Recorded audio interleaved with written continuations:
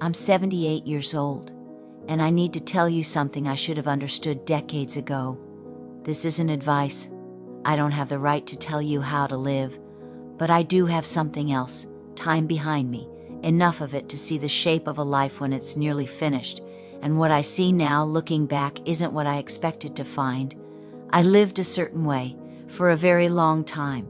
I believed in something that felt true, felt right, felt like the only way a woman could be good, and I followed that belief so completely that I didn't notice, not for years, not for decades, what it was costing me. The strangest part isn't that I was wrong, it's how long it took me to even ask the question. You don't feel time passing the way you think it will. You don't wake up one morning and realize you're suddenly old. It happens so quietly. 1 year folds into the next, and you're busy, you're needed, you're doing what you're supposed to do, and then one day you look up and 60 years have gone by, just like that. I'm not angry, I'm not bitter, but I am sitting here in this quiet house, wishing I could go back and whisper something to the girl I used to be. Not to change her, just to ask her one question: was it worth it? I grew up in a time when the answer to that question was already decided for you. Being a good woman wasn't complicated. It was clear. You were good if you were quiet, if you put others first, if you made yourself small enough that everyone else had room to grow. That was love. That was duty. That was what women did. My mother taught me this without ever saying the words. I watched her move through the house like a shadow, always there, always busy, never resting. She ironed my father's shirts before dawn. She cooked meals that no one thanked her for. She smiled when she was tired. She apologized when she wasn't wrong. And I learned. I learned that a woman's value lived in her usefulness, that patience was a virtue, that sacrifice wasn't a loss, it was devotion. I learned that wanting something for yourself was selfish, that speaking up was rude, that your own needs could wait because someone else's were always more important. No one sat me down and told me this. I absorbed it from every magazine, every sermon, every conversation I overheard between women in the grocery store. The message was everywhere, and it was consistent. Be soft, be sweet, be accommodating. Don't complain, don't take up space, don't ask for too much. I wasn't resentful about it. I didn't feel oppressed. This was just the way things were, and honestly, I wanted to be good. I wanted to be the kind of woman people admired, so I shaped myself around those rules. I built my entire identity on them. I became a wife at 22, a mother at 24, and from that moment on, my life wasn't really mine anymore. It belonged to everyone who needed me, and they needed me constantly. I don't mean that in a self-pitying way. I mean it literally. There was always someone who needed something. A meal, clean clothes, comfort, answers, attention, transportation, money, time. I gave it all, every single day, for decades, and I told myself this was what love looked like. My husband died 2 years ago. It was sudden, a heart attack in the middle of the night. One moment he was there and the next he wasn't. People kept asking me how I was doing, and I told them I was fine. Sad, of course, adjusting, but fine. The truth was stranger than grief.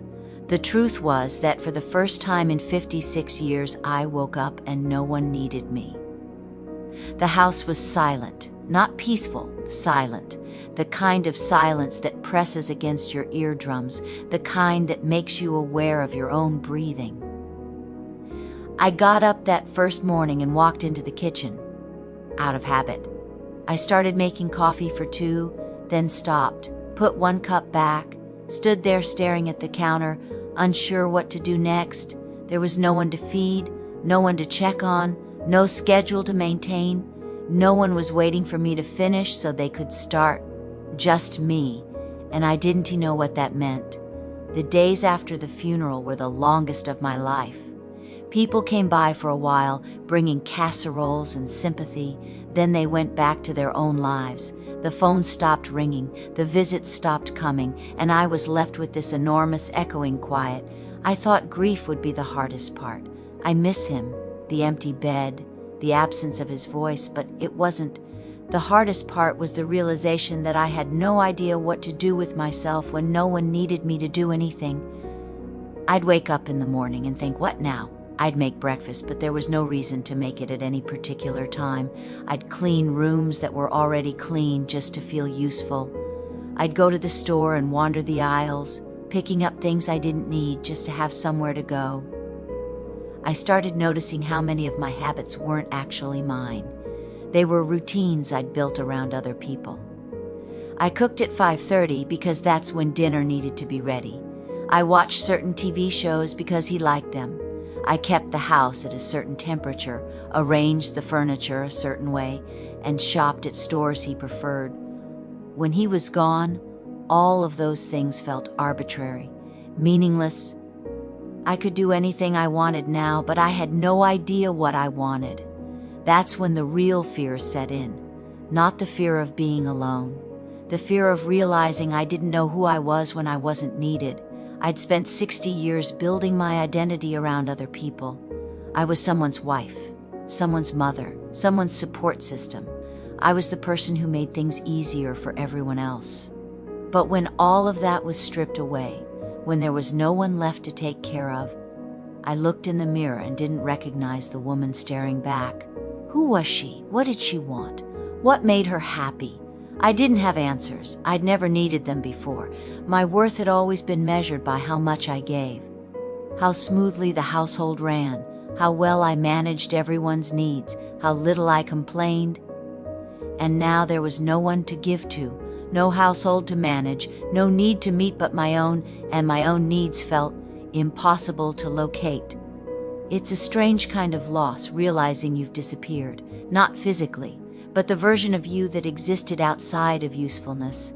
She was gone. She'd been gone for a long time, and I didn't even know when it happened.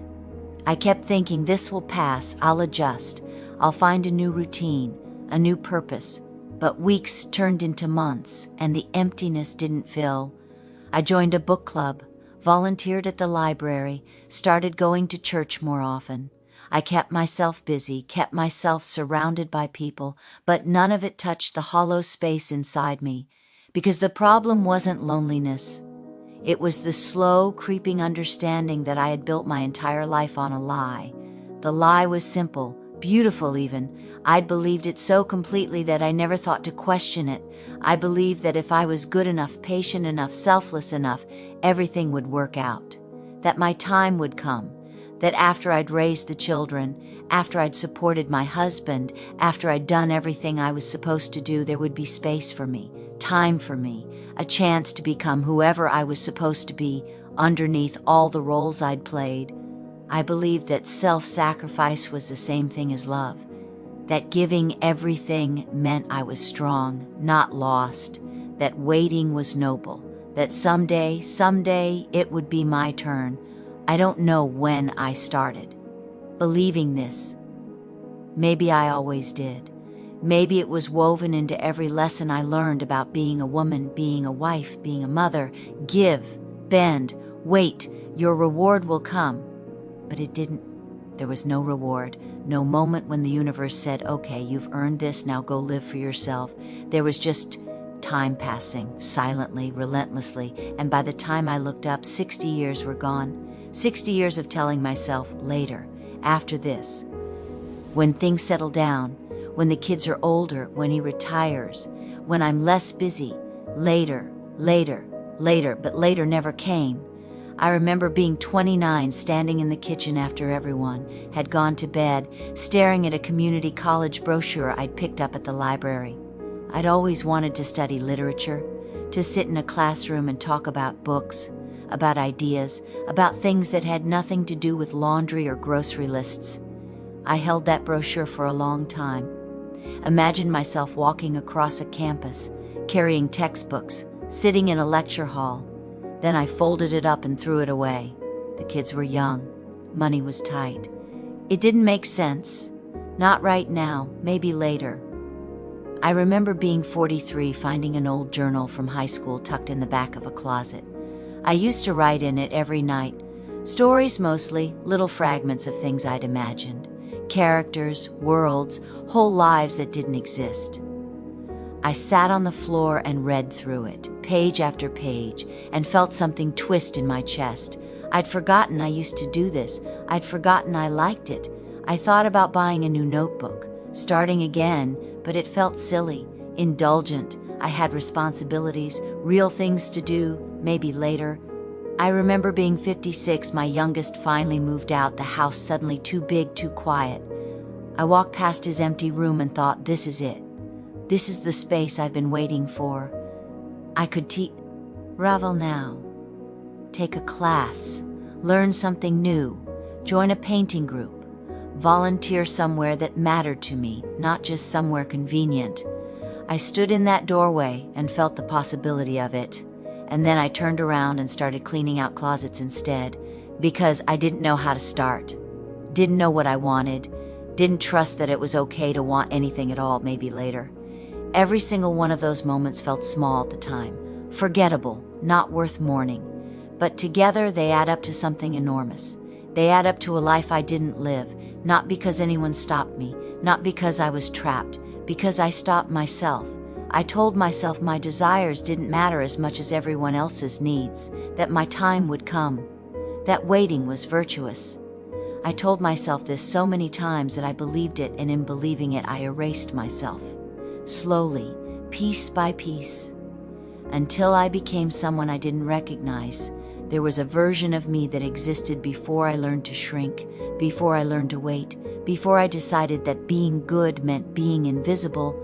She was curious. She asked questions. She had opinions that weren't borrowed from someone else. She stayed up late reading books that had nothing to do with being useful. She danced in her bedroom when no one was watching. She wanted things. Big, complicated, inconvenient things. She wasn't perfect. She was stubborn, a little reckless. She argued with her mother. She forgot to do her chores because she was too busy daydreaming. But she was alive, and somewhere along the way, I put her away. I didn't kill her. I just set her aside, told her to wait, told her we'd come back to her later, when there was time, when it was safe, when everyone else was taken care of. I told her to be patient, and she waited for 60 years. I think about her sometimes now. That girl, I wonder what she would have done if I'd let her stay, if I'd listened to her instead of silencing her.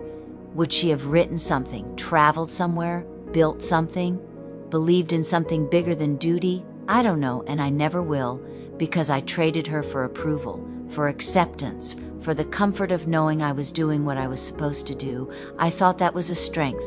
Now I see it was fear. I was afraid of being selfish, afraid of disappointing people, afraid of taking up too much space, so I made myself smaller and smaller until there was almost nothing left. And the cruelest part is that no one asked me to do this.